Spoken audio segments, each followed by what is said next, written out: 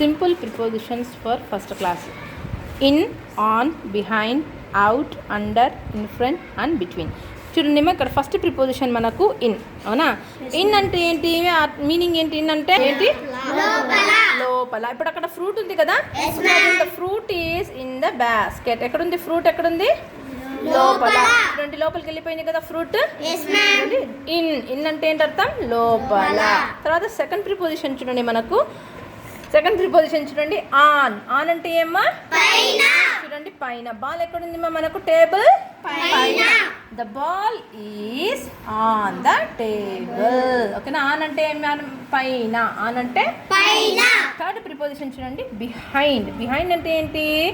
వెనక. ఇప్పుడు చూడండి ఇక్కడ డాగ్ ఉంది కదా, చూడండి dog. The dog is behind the tree. ఎక్కడికి వెళ్ళిపోయింది డాగ్ అనేది?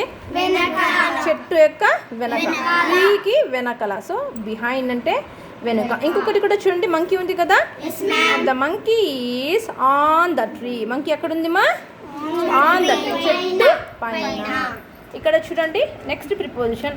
Next preposition out. ఇక్కడ ఒక హౌస్ ఉంది కదా, హౌస్ బయట ఒక బాబు ఉన్నాడు కదా, బాయ్. బాయ్ ఇంట్లో ఉన్నాడా బయట ఉన్నాడా? బయట. కాబట్టి అవుట్. అవుట్ అంటే సో అవుట్ అంటే బయట. నెక్స్ట్ ఇక్కడ చూడండి అండర్.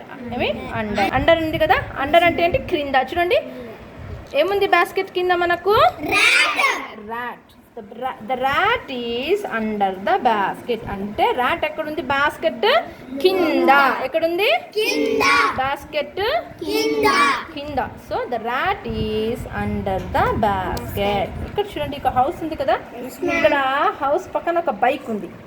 పక్కన ఉంటే బిసైడ్ అంటాం. ఏమంటాము? ఇప్పుడు ఈ బైక్ ఎక్కడుంది? ఇంటికి పక్కనే కదా ఉండేది.